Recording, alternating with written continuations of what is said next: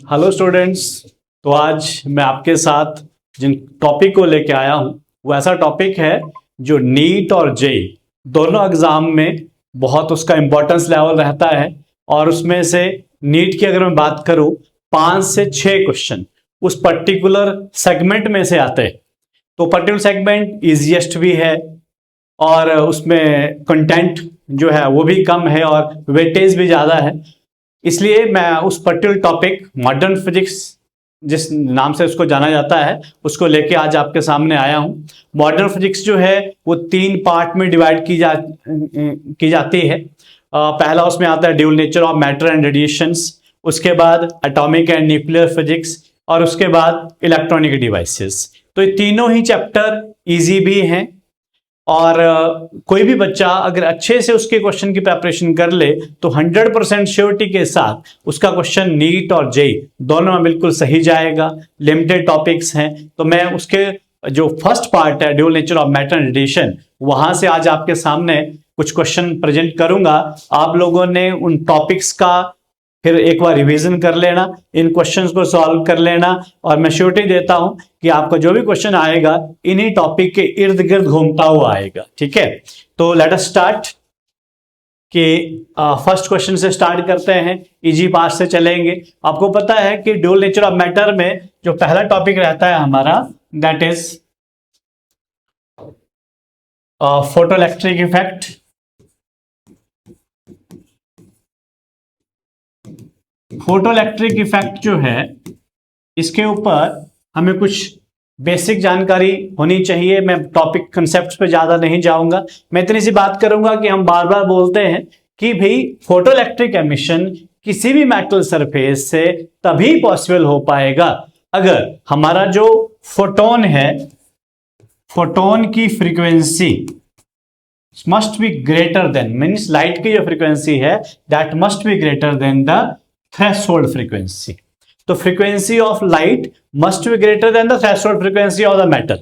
And ये वाली बात तो बच्चों को जनरली याद रहती है, लेकिन कई बार दूसरी बात को वो भूल जाते हैं कि जो वेवलेंथ ऑफ लाइट है, wavelength of light that should be less than the threshold wavelength. मतलब फ्रीक्वेंसी थ्रेशोल्ड फ्रीक्वेंसी से ज्यादा होनी चाहिए और वेवलेंथ जो है वो थ्रेशोल्ड वेवलेंथ से कम होनी चाहिए। इसी के ऊपर हमारा पहला क्वेश्चन है। देखिए, बोलता है आपको वर्क फंक्शन दे रखा है मेटल का 6.6 इलेक्ट्रॉन वोल्ट, उसके ऊपर जो रेडिएशंस फॉल कर रही हैं उनका हमारे को उन्होंने पूछा रखा है कि कौन सी ऐसी वेवलेंथ है 4 ऑप्शन में से जिसके साथ ये photoelectric emission is not possible. ये भी ध्यान देना पड़ता है क्वेश्चंस में कि पॉसिबल बोला है कि नॉट पॉसिबल। तो नॉट पॉसिबल बोला है, इट मींस मेरे को यहां पे थ्रेशोल्ड वेवलेंथ फाइंड आउट करनी है। तो जो वेवलेंथ उस थ्रेशोल्ड वेवलेंथ से ज्यादा आएगी उसके लिए फोटोइलेक्ट्रिक एमिशन पॉसिबल नहीं होगा, और जो वेवलेंथ थ्रेशोल्ड वेवलेंथ से कम रहेंगी उसके लिए पॉसिबल हो जाएगा। तो उसके लिए जो गिवन डाटा है that is work function. Work function is given to us 6.6 electron volt. तो वर्क फंक्शन गिवन है और वर्क फंक्शन की हेल्प से हम बहुत इजीली जो थ्रेशोल्ड वेवलेंथ है उसको फाइंड आउट कर सकते हैं। अब आपको पता है कि एक फॉर्मूला एनर्जी का या हमारा जो वर्क फंक्शन है उसका फॉर्मूला ये बन के आता है, लैम्डा नॉट इसमें थ्रेशोल्ड वेवलेंथ है। और आपको ये भी पता होगा, और अगर नहीं पता तो उसको याद रखिए कि वर्क फंक्शन जब भी हमारा इलेक्ट्रॉन वोल्ट में होगा तो एससी की वैल्यू जो होगी दैट कैन बी 1240 और जो वेवलेंथ होगी हमारे पास उस time that must be in angstrom. तो वेवलेंथ अगर आप एंगस्ट्रॉम में ले, sorry angstrom, this will be in nanometer. Okay, अगर एंगस्ट्रॉम में होगा बेटा तो यहां पे 1240 की जगह आपने 12,400 ले लेना है। अगर आपकी नैनोमीटर में है तो उसके लिए आपको 1240 लेना है। तो आप देखिए यहां वर्क फंक्शन के यूनिट 6 इलेक्ट्रॉन वोल्ट लगा रखे हैं।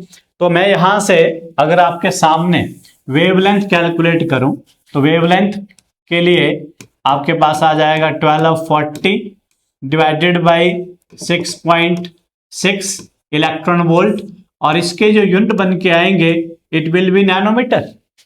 तो अगर इसको आप सॉल्व करेंगे तो आपका जो आंसर होगा वो लगभग 185 के आसपास आ रहा है। ये जो 185 आया ये है हमारी थ्रेशोल्ड वेवलेंथ, और थ्रेशोल्ड वेवलेंथ है। अब आप चार ऑप्शन देखो, 100 nanometer it is less than 180, photoelectric emission possible हो जाएगा। 150 ये वाली वेवलेंथ भी थ्रेशोल्ड से कम है, ये भी पॉसिबल हो जाएगा। लेकिन जो 200 है वो 180 से ज्यादा है, और इसने बोला फोटोइलेक्ट्रिक एमिशन किसमें पॉसिबल नहीं होगा, तो क्लियरली हमारा जो आंसर निकल के आया that will be the C option. तो इसमें सी ऑप्शन रहेगा। तो इजी क्वेश्चन है, इस तरह का क्वेश्चन, ये वाला जो क्वेश्चन मैं आपके साथ डिस्कस कर रहा हूं ये इसी बार का क्वेश्चन है, नीट 2026 का, जो अभी कैंसिल हुआ वो उस नीट में से क्वेश्चन था। अब हम अगला क्वेश्चन जो ले रहे हैं ये भी बेटा इसी बार का क्वेश्चन है, नीट 2026, बिल्कुल रिसेंट क्वेश्चन है और बिल्कुल बेसिक कंसेप्ट के ऊपर बनाया गया था। मैट्रिक्स मैचिंग का क्वेश्चन है। आप देखिए पहला, E is equal to H nu, सबको पता है कि ये फॉर्मूला होता है energy of the photon, E is equal to H nu. तो एनर्जी ऑफ फोटोन ये 4 बन गया, तो A के साथ मेरा 4 आ गया। उसके बाद डिफ्रैक्शन एंड इंटरफेरेंस, सबको पता है कि ये वेव ऑप्टिक्स के दो टॉपिक हैं, और वेव ऑप्टिक्स में जितने भी टॉपिक हैं वो सीधा सीधा वो सिग्निफाई करते हैं वेव नेचर ऑफ लाइट। तो ये जो इंटरफेरेंस और डिफ्रैक्शन है यहां से सिग्निफाई होता है वेव नेचर ऑफ लाइट। तो इसका मतलब जो बी है जिसकी रिजेंबलेंस आ रही है थर्ड पार्ट से on the right hand side. उसकी अगली बात करें अगर हम, lambda is equal to H upon P, पूरे चैप्टर को निचोड़ बना के क्वेश्चन बनाया था। तो lambda H upon P de Broglie wavelength का फॉर्मूला है, और डी ब्रॉगली वेवलेंथ हमारे फर्स्ट पार्ट में दे रखा था। तो हमारा सी जो है it is matching with the first part. अब जो लास्ट बच गया कॉम्पटन इफेक्ट, हाउएवर ये कॉम्पटन इफेक्ट हमारे सिलेबस में नहीं है। फोटोइलेक्ट्रिक इफेक्ट था, कॉम्पटन इफेक्ट नहीं है। कॉम्पटन इफेक्ट होता है interaction between the photon and the free electron. तो फोटोन और फ्री इलेक्ट्रॉन में होता है, और ये सिग्निफाई करता है पार्टिकल नेचर को। तो डी जो है ये मैच करके मेरा नंबर 2 के साथ। तो इस तरह से बेसिक कंसेप्ट पे क्वेश्चन बनाया था एनटीए ने, और बढ़िया क्वेश्चन था, बेसिक नॉलेज बच्चे की चेक हो रही थी। अब हम नेक्स्ट क्वेश्चन पे आ रहे हैं। नेक्स्ट क्वेश्चन जो है ये भी फोटोइलेक्ट्रिक एमिशन का है, और ये ग्राफ के ऊपर बेस्ड है। मैं पहले कंसेप्ट पे जाता हूं। आपको ये पता होगा कि जो फोटो इलेक्ट्रिक करंट है, फोटोइलेक्ट्रिक करंट का मतलब कि जो लाइट फॉल करी मेटल पे, मेटल से इजेक्ट हुए इलेक्ट्रॉन, तो पर सेकंड कितने इलेक्ट्रॉन इजेक्ट हुए, ठीक है, और वो सर्किट में फ्लो करना स्टार्ट कर गए, जो हमारा ट्यूब का एक्सपेरिमेंट होता है, तो वो कितने इलेक्ट्रॉन पर सेकंड जा रहे हैं, कितना चार्ज फ्लो कर रहा है, दैट इज फोटोइलेक्ट्रिक करंट। और आपको ये साफ पता होना चाहिए कि किसी भी मेटल सरफेस से जब उसके ऊपर फोटोन फॉल करेंगे, बशर्ते उनकी फ्रीक्वेंसी थ्रेशोल्ड फ्रीक्वेंसी से ज्यादा हो, तो वहां से इलेक्ट्रॉन का इजेक्ट होने की पॉसिबिलिटी होती है। 100% श्योरिटी नहीं, बट पॉसिबिलिटी होती है। तो वो जो इलेक्ट्रॉन इजेक्ट होंगे, जितने पर सेकंड ज्यादा इजेक्ट होंगे, फोटोइलेक्ट्रिक करंट उतना ज्यादा होगा। और आपको यह भी पता होगा कि 1 photon at max can eject only 1 electron. एक फोटोन एक इलेक्ट्रॉन इजेक्ट कर सकता है। इट मींस ये जो फोटोइलेक्ट्रिक करंट होता है ये डायरेक्टली डिपेंड करता है कि नंबर ऑफ फोटोन्स, ये आपके फॉल कितने कर रहे हैं पर सेकेंड, और number of photon depends upon intensity of light. तो इट मींस कि जब हमारी लाइट की इंटेंसिटी बढ़ती तो उसका मतलब है नंबर ऑफ फोटोन फॉलिंग पर सेकंड बढ़ रहा है, और जब नंबर ऑफ फोटोन फॉलिंग पर सेकंड बढ़ेगा तो फोटोइलेक्ट्रिक करंट भी बढ़ जाएगा। इट मींस कि जैसे इसका फर्स्ट जो ग्राफ बना रखा था, दैट इज इस तरफ ले रखी है इंटेंसिटी, और सॉरी इस तरफ ले रखा है करंट, मतलब फोटोइलेक्ट्रिक करंट, इस तरफ ले रखी है इंटेंसिटी। अब मैंने बोला जैसे इंटेंसिटी इंक्रीज करे करंट इंक्रीज कर जाए, बस कंडीशन ये है कि frequency must be greater than the threshold frequency. तो हमारा ग्राफ कुछ इस तरह से बन के आ रहा है, और ये बिल्कुल सही भी है। तो फर्स्ट पार्ट तो हमारा सही जा रहा है। सेकंड में इन्होंने बना रखा है कुछ इस तरह से कि करंट, सॉरी इंटेंसिटी, करंट ये ऐसे ग्राफ, ये तो शो कर रहा है कि इंटेंसिटी के साथ करंट वेरी नहीं कर रहा है, फिक्स्ड रह रहा है। तो ये वाला चीज, ये वाला ग्राफ हमारा, ये वाला ग्राफ गलत है। थर्ड में इन्होंने बोला फ्रीक्वेंसी और करंट का ग्राफ इस तरह से रहने वाला है, ये वाला, ये फ्रीक्वेंसी के लिए दिया है। लेकिन हमें पता है कि जब हम फोटोन की फ्रीक्वेंसी इंक्रीज करते हैं तो फोटो इलेक्ट्रिक करंट इंक्रीज नहीं होता, number of electron ejected change नहीं होते। फ्रीक्वेंसी के बढ़ाने से जो इलेक्ट्रॉन इजेक्ट होगा उसकी काइनेटिक एनर्जी जरूर बढ़ जाएगी, बट उसका नंबर नहीं बढ़ेगा। नंबर नहीं बढ़ेगा तो इसका मतलब ये वाला ग्राफ गलत है। उसके बाद एक और बना रखा है फ्रीक्वेंसी का करंट को इंक्रीज करते हुए, तो मैंने बोला फ्रीक्वेंसी के चेंज करने से फोटो इलेक्ट्रिक करंट चेंज नहीं होगा, नहीं होगा तो ये वाला ग्राफ भी गलत है। तो इसका मतलब हमारे पास जो सही आंसर था वो था फर्स्ट वाला ऑप्शन ए ओनली। तो ये वाला क्वेश्चन भी 2026 में पूछा गया था, नॉर्मल क्वेश्चन था, बढ़िया क्वेश्चन था।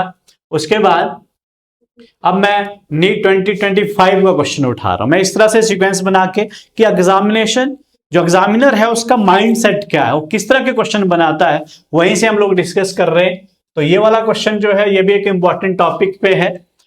टॉपिक है कि फोटोन और कंपैरिजन किया है electron have same energy.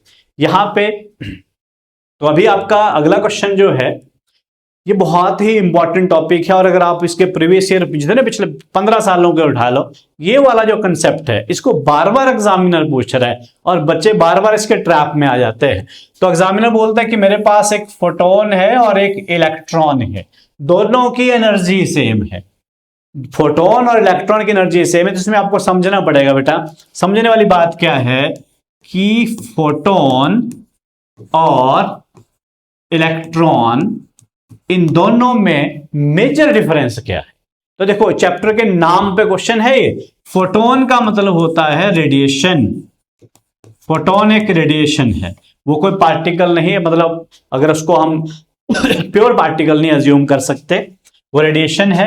Electron जो है ये पार्टिकल, हावेवर हर पार्टिकल का मूविंग टाइम में वेव नेचर भी हो जाता है और रेडिएशन का पार्टिकल नेचर भी हो जाता है, लेकिन एनर्जी का फॉर्मूला दोनों के लिए सेम नहीं चलने वाला है। आपको क्या समझना है कि फोटोन की जो एनर्जी होती है ना, फोटोन की एनर्जी का फॉर्मूला होता है H nu, you can write it as H C upon lambda. लेकिन इलेक्ट्रॉन की एनर्जी के लिए ये फॉर्मूला यूज नहीं कर सकते। तो बोलता वहां कौन सा यूज होगा, तो बेटा इलेक्ट्रॉन की जो एनर्जी होगी वो काइनेटिक एनर्जी की फॉर्म में होगी। पहली बात, इलेक्ट्रॉन की एनर्जी जब मूविंग स्टेट में होगा तो काइनेटिक एनर्जी की फॉर्म में होगी। काइनेटिक एनर्जी को हम पी स्क्वायर अपॉन 2m लिख सकते हैं। अब मेरे को डी ब्रोगली कंसेप्ट पता है कि जो मोमेंटम है वो हर मूविंग पार्टिकल के साथ जो वेव एसोसिएट होती है उसकी जो मोमेंटम है वो एच अपॉन लैम्डा से आती है। तो यहां अगर हम फॉर्मूला पुट करें तो H square upon 2m lambda square बन गया।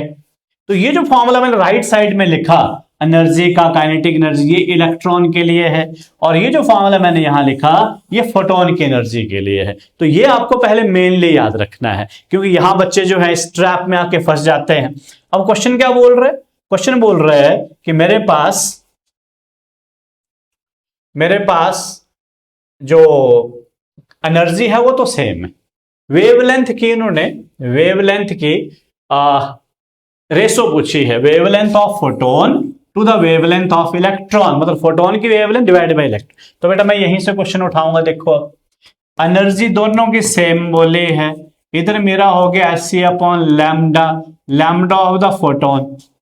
इस तरफ की एनर्जी इलेक्ट्रॉन की है वो भी सेम बोली है, तो मैंने ए सिंबल यूज किया। इधर हो गया H square upon 2m lambda electron का स्क्वायर।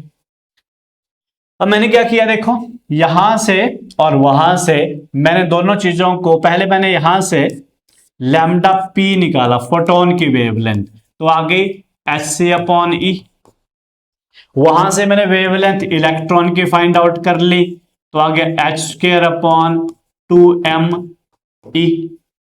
पर क्योंकि लैम्डा ई का स्क्वायर था तो मुझे इधर रूट लेना पड़ा। जब मैंने रूट हटाया बेटा वहां से, तो ऊपर तो एच ही आ गया मेरे पास, ऊपर मेरे पास यहां पे h बन गया, लेकिन अपॉन में मेरे पास √2m आ गया, दोनों वेवलेंथ आ गई। अब इसने मेरे से पूछा था रेशो बताओ में, तो मैं रेशो जब कैलकुलेट करने लगा तो wavelength of photon to the wavelength of electron में फोटोन का लिया, देखो पहले मैंने Sc/E। इस कंसेप्ट को बहुत अच्छे से करना आपने, और चाहे पॉज करके एक बार अच्छे से देख लेना कि कहाँ वो फंसाने की कोशिश करते हैं बच्चों को। √2me/h, h के साथ देखो h कैंसिल हो गया, c मेरा पूरा पूरा बाहर बच रहा है, c मेरा पूरा बाहर बच रहा है, ठीक है। अगर मैं इस e को देखूं और इस रूट के अंदर e को देखूं तो √e मेरा बच रहा है, तो ऊपर बच गया 2m, नीचे आ गया e, इसका आ गया रूट। तो अगर आप क्वेश्चन के अंदर चलते हैं वापस, तो क्वेश्चन में अगर आप देखेंगे तो c बाहर, √2me, तो मेरा थर्ड ऑप्शन बन के आ रहा है। तो थर्ड ऑप्शन मेरा जो हमारा क्वेश्चन नंबर ये है, तो इसमें आप देखोगे कि √2m/e जो है इन मल्टीप्लाइड बाय c, ये हमारा आंसर बन के आ जाएगा। चलो ये क्वेश्चन जो मैंने अभी कराया है बहुत इंपॉर्टेंट क्वेश्चन था। अब अगले क्वेश्चन पे आते हैं। फिर ग्राफ से रिलेटेड क्वेश्चन नजर आ रहा है। ग्राफ बनाने को बोला है आपको एनर्जी में और 1/λ का स्क्वायर में।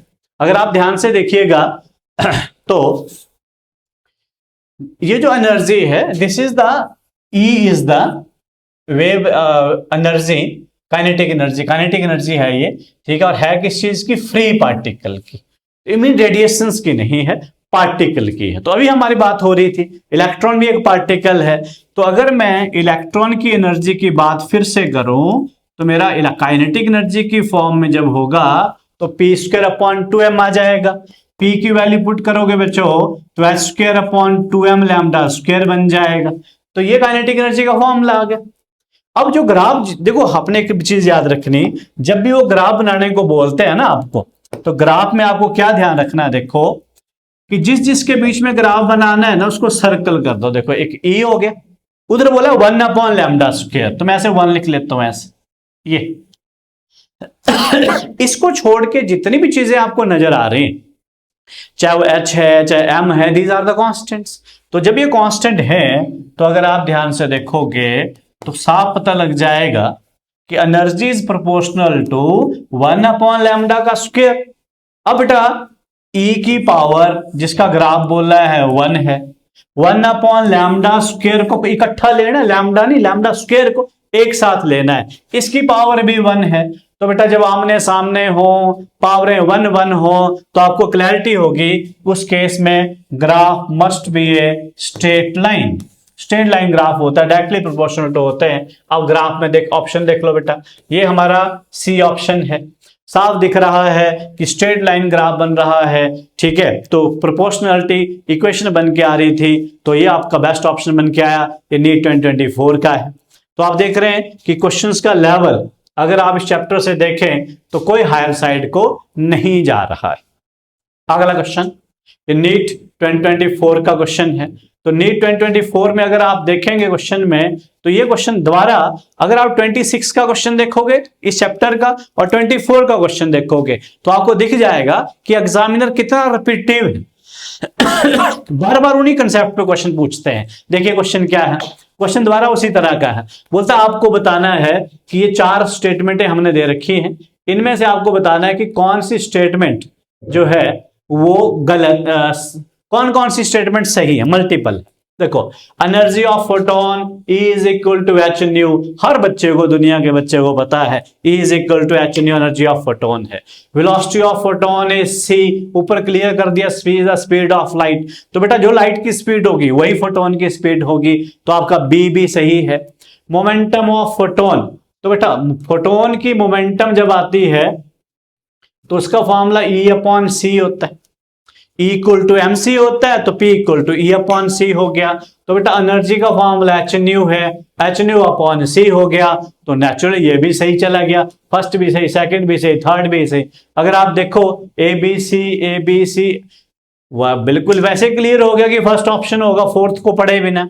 लेकिन फोर्थ क्या है, in a photon electron collision both total energy, kinetic energy नहीं, total energy and total momentum are conserved. बिल्कुल सही है। इलेक्ट्रॉन और फोटोन का कॉम्पटेन इफेक्ट में जब इंटरेक्शन होती है तो टोटल एनर्जी और मोमेंटम बोथ आर कंजर्व्ड। तो हमारा डी वाली स्टेटमेंट भी सही चलेगी। अब बच गई हमारी E statement, photon possess positive charge. ना ना ना ना, पॉजिटिव चार्ज नहीं। फोटोन लाइट का कंपोनेंट है और वो न्यूट्रल होता है, तो फोटोन हमारा क्योंकि न्यूट्रल होता है तो न्यूट्रल की वजह से हम उसको ये नहीं बोल सकते पॉजिटिव चार्ज का नहीं, तो ये गलत है। तो इसका मतलब मेरा A B C D first option में था, तो ये बिल्कुल सही चला गया मेरे पास। ठीक है, तो ये देखो आप देखेंगे तो कंसेप्ट पकड़ रहा है एग्जामिनर कंसेप्ट पकड़ रहा है, वहां से क्वेश्चन सॉल्व कराने की कोशिश कर रहा है। अगर आप इस क्वेश्चन पे आए आप, ये भी बढ़िया क्वेश्चन है और रिपीटिव है। मेरी बात डिस्कस हो गई है, मैं उसको रिपीट कर रहा हूं। ये देखो, ये नीट 2021 में आया और रेपिटेशन देखना क्वेश्चन का कितना है। Electromagnetic wave of wavelength lambda, electromagnetic wave मतलब radiation of wavelength lambda falls on the photosensitive surface, negligible work function. बेटा यहां ध्यान दिया करना आपने, जब बोला जाए ना कि वर्क फंक्शन नेग्लिजिबल है तो इसका मतलब आइंस्टाइन की इक्वेशन में से जो वर्क फंक्शन वाला पार्ट है उसको जीरो भर देना आपने, इससे क्वेश्चन इजी हो जाता है। फिर बोलता है m is the mass of electron emitted from the surface has D Broglie wavelength, मतलब फोटोन फॉल हुआ, इलेक्ट्रॉन इजेक्ट हुआ, फोटोन की वेवलेंथ भी दे दी और इलेक्ट्रॉन जो इजेक्ट हुआ उसकी वेवलेंथ पूछ रहे हैं। कोई दिक्कत नहीं, मेरे को समझ में आ गई बात कि है तो ये फोटोइलेक्ट्रिक इफेक्ट का है। आइंस्टाइन बोल के गए थे कि फोटोन की जो एनर्जी है, फोटोन जो फॉल कर रहा है वो एक तो वर्क फंक्शन में यूज होती है और रिमेनिंग जो होती है वो इलेक्ट्रॉन की मैक्सिमम जो पॉसिबल वैल्यू हो सकती है काइनेटिक एनर्जी उसके इक्वल होती है। मतलब एनर्जी के दो पार्ट होते हैं, कंजर्वेशन एनर्जी यूज होता है यहाँ पे तो वर्क फंक्शन और काइनेटिक एनर्जी। तो बेटा ये जो है ये फोटोन की है, तो मैंने 80 अपॉन लैम्डा, फोटोन का लैम्डा को लैम्डा लेने को बोला था तो बात ही खत्म हो गई। वर्क फंक्शन बेटा मैंने जीरो कर दिया क्योंकि उसने बोला नेग्लिजिबल वर्क फंक्शन है। अब जो इलेक्ट्रॉन इजेक्ट हो रहा है उसकी काइनेटिक एनर्जी की बात हो रही है, थोड़ी देर पहले बात की थी मैंने, अभी उसी कंसेप्ट पे चला गया। देखो क्वेश्चन कि जो काइनेटिक एनर्जी रहेगी वो पी स्क्वायर अपॉन 2m होगी। इलेक्ट्रॉन की मोमेंटम और मास भी इलेक्ट्रॉन का है, और अगर आप इसमें P इक्वल टू जो ये वाला कंसेप्ट डी ब्रॉगली वेवलेंथ का ये लगाते हो तो आपके पास बन गया इधर h स्क्वायर अपॉन 2m। इस लैम्डा को जो इलेक्ट्रॉन की वेवलेंथ है इसको डी लैम्डा डी बोला लिखने को, इसका स्क्वायर कर देंगे हम। अब अगर आप ऑप्शन देखोगे तो आपको हर ऑप्शन में, कुछ ऑप्शंस में लैम्डा डी का स्क्वायर दिख रहा है, लैम्डा अलग से दिख रहा है तो मेरी बात समझ में आ गई कि यहीं से क्वेश्चन निपटने वाला है मेरा। एच के साथ बेटा एक एच कट गया, तो यहां से अगर मैं लैम्डा फाइंड आउट करने की कोशिश करूं तो lambda will be equal to, इसको हटा देता हूं बीच में से ताकि डिस्ट्रैक्ट ना करे मेरे को, तो ये आ गया 2m, सी भी ऊपर चला गया, एच बेटा अपॉन में आ गया, लैम्डा वहां चला गया इंटू लैम्डा डी का स्क्वायर हो गया इधर, ये देखो। तो ये क्वेश्चन भी आपके उसी बेसिक कंसेप्ट पे, एक तरफ फोटोन एक तरफ इलेक्ट्रॉन, इन्हीं का मुकाबला कराते रहते हैं बार बार, एक ही कंसेप्ट को पकड़ के बार बार क्वेश्चन पूछते हैं। तो अगर आप यहां से देखोगे तो मेरा बिल्कुल जो सही ऑप्शन जा रहा है वो थर्ड ऑप्शन मेरा बिल्कुल सही जा रहा है। ठीक है, तो ये क्वेश्चन भी अटेम्प्ट हो गया हमारा। इसके बाद अगर हम अगले क्वेश्चन पे जाएं, फिर बेसिक क्वेश्चन पे जा रहा हूं मैं।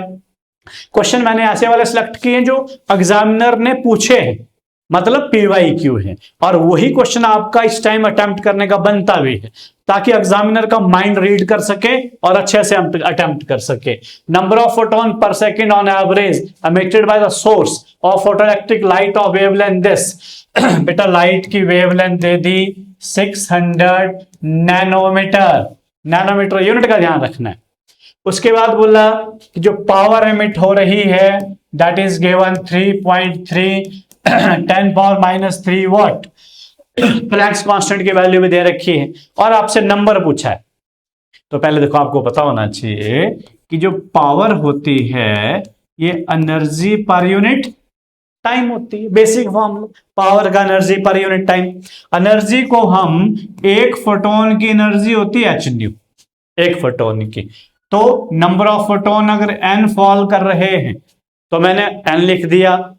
एन मैंने इन्होंने पूछा था number of electron falling per second, तो टाइम को बेटा मैंने 1 सेकेंड ले लिया।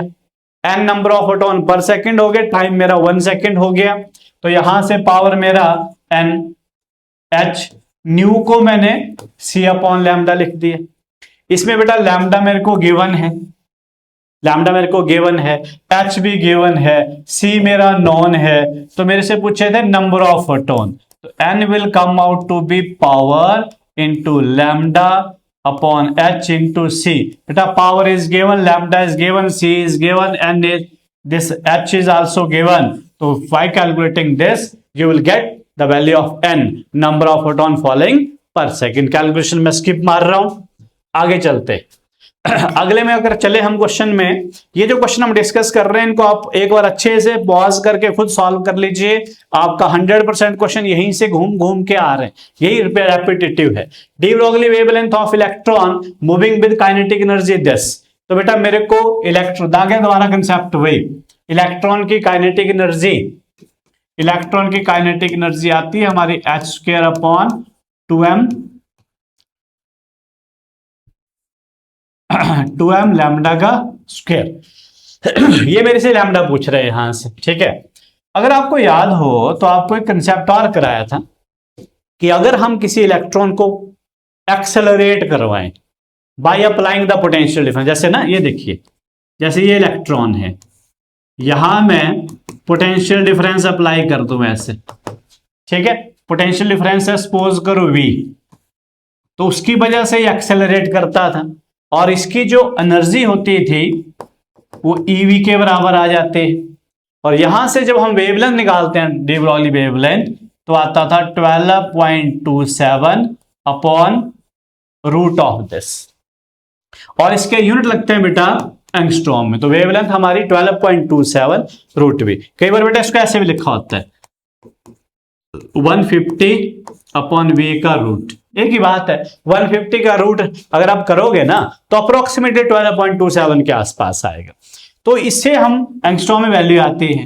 बेटा यहां मेरे को काइनेटिक एनर्जी दे रखी है और मुझे पता है अगर काइनेटिक एनर्जी दे रखी हो तो वहां से पोटेंशियल निकाला जा सकता है, खासकर कब, जब काइनेटिक एनर्जी के यूनिट लगे हो इलेक्ट्रॉन वोल्ट। तो बेटा अगर एनर्जी 144 इलेक्ट्रॉन वोल्ट दी है तो समझ लो कि पोटेंशियल डिफरेंस अप्लाई 144 वोल्ट होगा।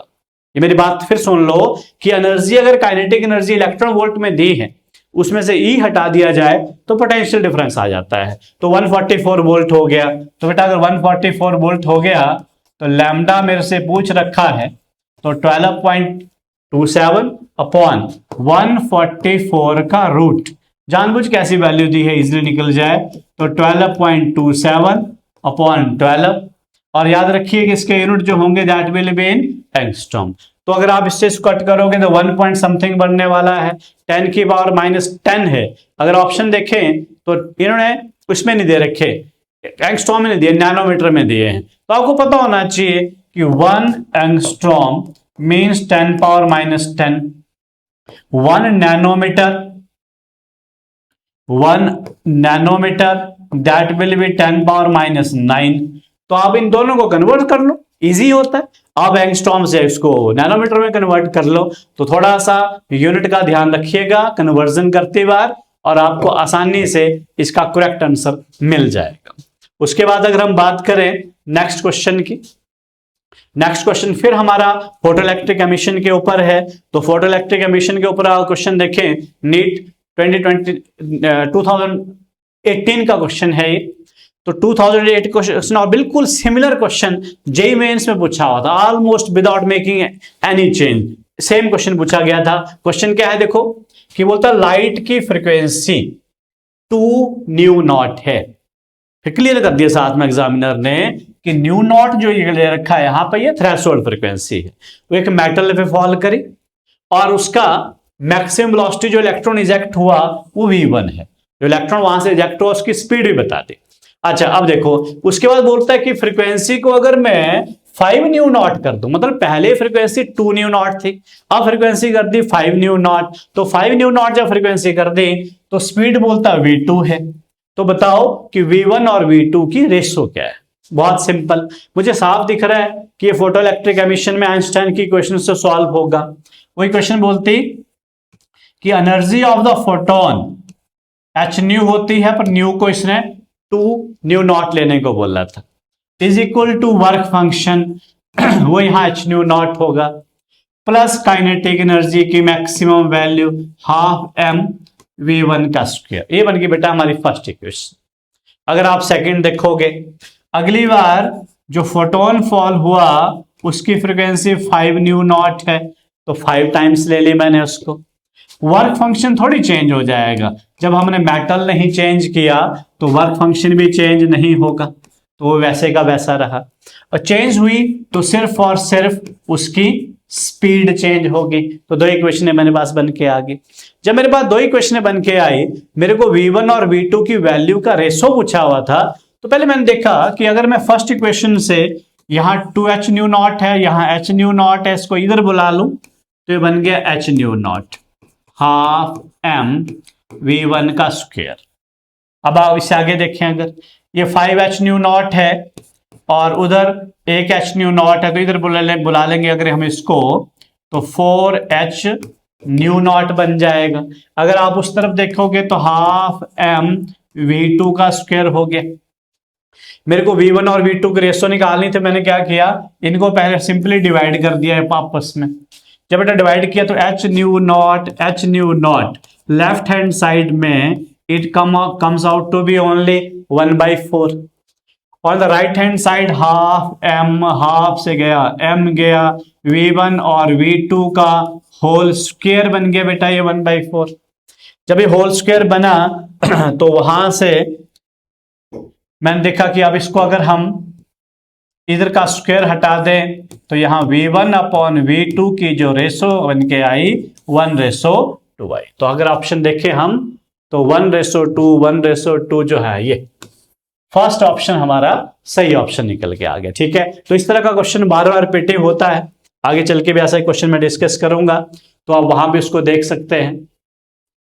अगला जो कंसेप्ट आ रहा है आपके सामने, अब ये जो क्वेश्चन मैं लेके आ रहा हूं ये भी रिपीटिव पार्ट में, ठीक है, क्योंकि पूरे पीवाईक्यू डिस्कस नहीं कर रहा हूं मैं, कुछ चूज करके पीवाईक्यू मैंने सिलेक्ट किए हैं। हवा 2017 में 2017 में ये क्वेश्चन पूछा गया, लेकिन इस क्वेश्चन का जो लेवल होता है बहुत अच्छा होता है और बच्चे इसमें बहुत मिस्टेक्स करते हैं। इसमें मैं जो पैटर्न बताऊंगा आपको, कंसेप्ट बताऊंगा, वही लगाना है आपने, और उसको लगा के तुम बड़े अच्छे से इसको सॉल्व कर सकते हो। सारे बच्चे इस टाइम रीनीट की प्रेपरेशन कर रहे हैं, तो रीनीट एक स्ट्रेसफुल बन गया है, क्योंकि पहले प्रेपरेशन की फिर से प्रेपरेशन की, तो आपको सिलेक्टेड क्वेश्चन हम लेके आ रहे हैं सो दैट कि आप उन सिलेक्टेड क्वेश्चन में अच्छे से अटेम्प्ट करें और पूरे का पूरा चैप्टर कवर हो जाए वहां से। ठीक है, देखिए क्वेश्चन क्या है। वो तो फोटोइलेक्ट्रिक एमिशन का एक्सपेरिमेंट हो रहा था और जो स्टॉपिंग पोटेंशियल आए वो v1 और v2 आए। कब आए v1 और v2? तब जब मैंने एक बार जो लाइट फॉल करवाई उसकी वेवलेंथ लैम्डा थी, और अगली बार जब लाइट फॉल करवाई मैंने अलग एक्सपेरिमेंट का अलग पार्ट में, तो वेवलेंथ मेरी λ/2 थी। तो पूछ रहा है कि v1 और v2 का रिलेशन बताओ। तो ये बड़ा अच्छा सा क्वेश्चन होता है, बच्चे इसमें बहुत मिस्टेक्स करते हैं। देखो, एक तो साफ समझ में आ रहा है कि स्टॉपिंग पोटेंशियल की बात हो रही है और उसके बाद वेवलेंथ ऑफ द रेडिएशंस की बात हो रही है, तो आइंस्टाइन की इक्वेशन तो यूज होगी। आइंस्टाइन की इक्वेशन जब मैंने यूज की वेवलेंथ की फॉर्म में, तो उसने मेरे को बोला कि फोटोन की एनर्जी इज इक्वल टू होगी वर्क फंक्शन मेटल का प्लस काइनेटिक एनर्जी लिखते हैं। अगर स्टॉपिंग पोटेंशियल की फॉर्म में लिखना हो तो E इंटू स्टॉपिंग पोटेंशियल आ जाएगा काइनेटिक एनर्जी। तो फर्स्ट में बेटा स्टॉपिंग पोटेंशियल बोला था v1, तो ये फर्स्ट वाला एक्सपेरिमेंट जो है उसकी इक्वेशन बन के आ गई आपके सामने। मैंने इसको इक्वेशन 1 लिख दिया। अब देखो, अब अगली बार क्या किया, रेडिएशन जो फॉल करवाई उसकी वेवलेंथ λ/2 ली।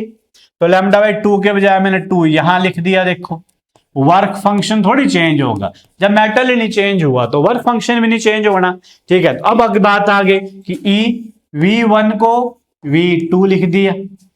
अब ये रिलेशन मेरे से ड्राइव करा रहे थे V1 और V2 के बीच में।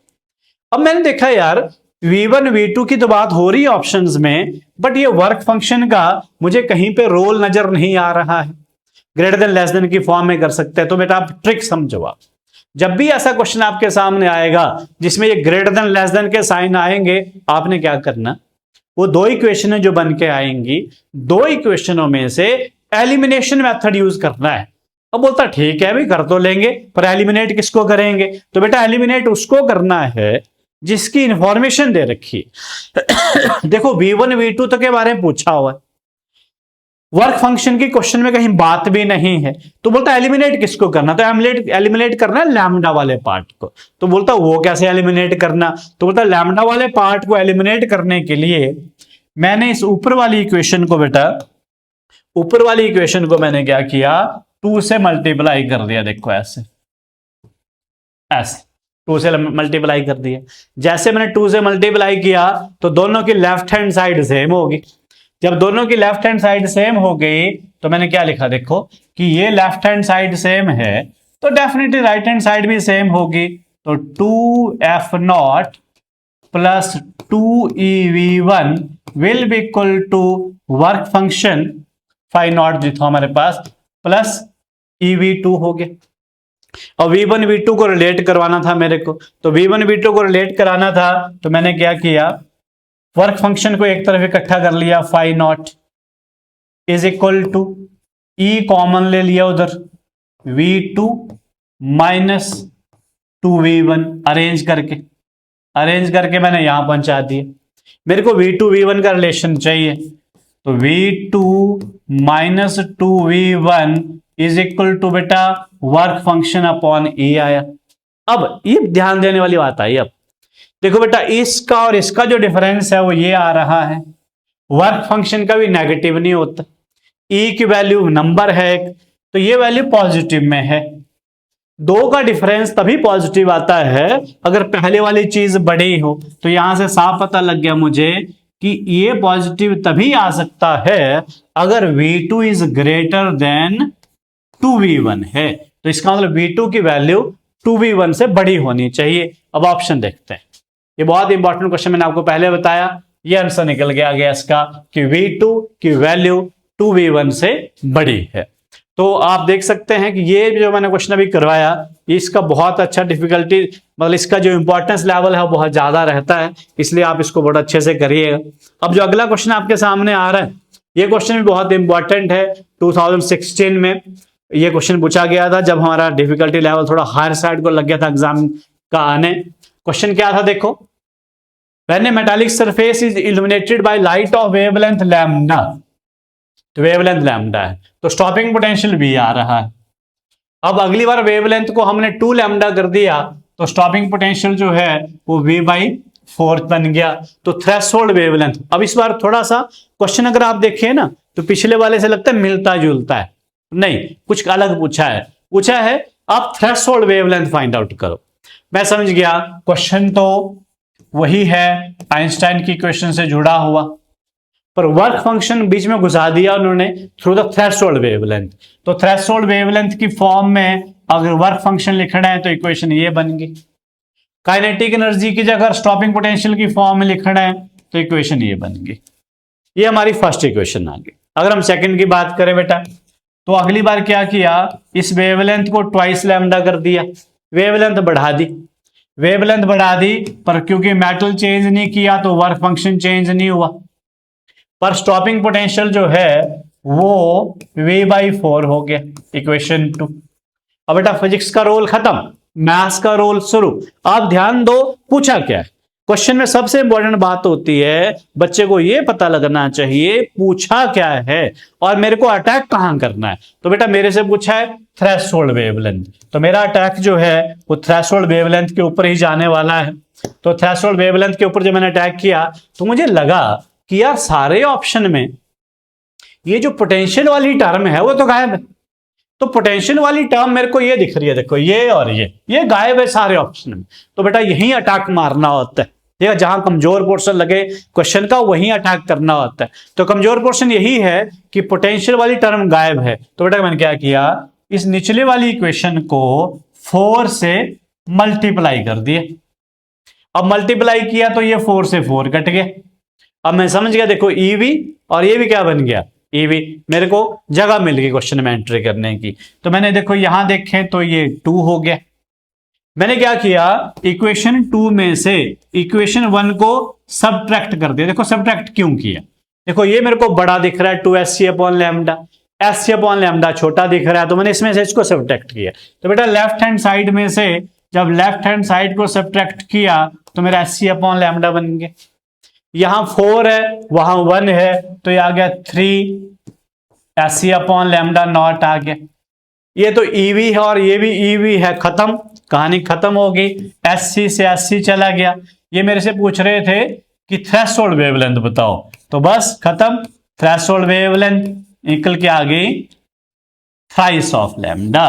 तो threshold wavelength will come out to be thrice of lambda. तो हमारा जो ऑप्शन है थ्राइस ऑफ लैम्डा वो सी ऑप्शन निकल के आ गया। ठीक है, तो इस तरह से अगर हम अगले क्वेश्चन पे आए तो अगला क्वेश्चन जो है तो इसी चैप्टर में से, बट उसमें जो हमारा जैसे वर्क फॉर एनर्जी में परसेंटेज वाले जो क्वेश्चन होते हैं मैथमेटिकल टूल में, उसका कंसेप्ट यूज हो रहा है। क्वेश्चन क्या है कि kinetic energy of the particle is increased 16 times. तो काइनेटिक एनर्जी को हमने 16 टाइम्स इंक्रीज कर दिया। ठीक है, तो पूछ रहा है कि वेवलेंथ जो चेंज होगी वो उसकी परसेंटेज बताओ, परसेंटेज चेंज इन वेवलेंथ। तो बेटा पहले देखो, कोई भी क्वेश्चन परसेंटेज वाला आता है ना, तो पहले आपको देखना होता है कि फॉर्मूला कौन है जो कोरिलेट कर रहा है, कौन किसको कोरिलेट कर रहा है। एक तरफ बात हो रही है काइनेटिक एनर्जी की, एक तरफ बात हो रही है वेवलेंथ की। तो बेटा पार्टिकल की वेवलेंथ और काइनेटिक एनर्जी में जो रिश्तेदारी है, जो रिलेशन है, वो ये वाला रिलेशन आपके सामने। अब ये बोल रहा है कि मैंने काइनेटिक एनर्जी को 16 टाइम्स बढ़ा दिया, तो ये मेरा 2, ये 16E हो गया। देखो इधर ऐसे 16 टाइम्स बढ़ा दिए। जब 16 टाइम्स बढ़ा दिया मैंने तो H4 मेरा बाहर आ जाएगा और √2me बन गया इधर। तो अगर मैं यहां से देखूं रेशो निकाल लूं तो न्यू वेवलेंथ अपॉन पुराने वाली वेवलेंथ, अगर रेशो फाइंड आउट करें तो अगर आप इससे इसको डिवाइड करोगे तो 1:4 निकल के आ जाएगी। ठीक है, अगर लैम्डा डैश से लैम्डा को डिवाइड करेंगे बेटा। अब ये परसेंटेज पूछ रहा है और आपको बताया होगा टीचर्स ने क्लास में कि परसेंटेज वाला जो क्वेश्चन आए तो इसके बाद एक ट्रिक खेलना होता है। ट्रिक क्या होता है, इधर से भी एक माइनस कर दो, उधर से भी एक माइनस कर दो, इधर भी एक माइनस, उधर भी एक माइनस। बोलता उससे क्या फायदा होगा। तो बेटा देखो लेफ्ट हैंड साइड बन गया lambda dash minus lambda upon lambda, मतलब change in wavelength upon original wavelength. उधर आप सॉल्व करोगे तो ये come out to be -3/4। Minus का मतलब है कि अगर आप वेवलेंथ को बढ़ा रहे हो तो एनर्जी घट रही है। ठीक है, अगर आप यहां से कैलकुलेट करोगे तो change in wavelength upon original wavelength -3/4 आ गई। अब अगर इसको परसेंटेज में निकालना है, percentage change in wavelength upon original, तो -3/4 मल्टीप्लाइड बाय 100 कर देना। तो 3/4 ऑफ 100 होता है बेटा 75, तो 75% होगा। माइनस ये सिग्निफाई कर रहा है कि तुम वेवलेंथ को बढ़ा रहे हो तो काइनेटिक एनर्जी कम हो रही है। तो ये जो आंसर अगर आप देखोगे इसमें तो हमारा 75 ये आंसर निकल गया। तो बेटा ये थे कुछ क्वेश्चन जो मॉडर्न फिजिक्स के फर्स्ट पार्ट में मैंने आपसे डिस्कस किए। आप इन क्वेश्चंस को एक बार रिपीट कर लीजिएगा, इन्हीं का रिपीटिव कंसेप्ट आना है, बार बार यही क्वेश्चन रिपीट हो रहे हैं, आप इनको अच्छे से करिएगा तो आप ये एग्जामिनेशन जो री-नीट है आपका बहुत अच्छे से अटेम्प्ट कर सकते हैं। कल मतलब एक और वीडियो के साथ हम फिर आएंगे, उसमें हम एटॉमिक एंड न्यूक्लियर फिजिक्स के क्वेश्चन लेके आएंगे। Thank you.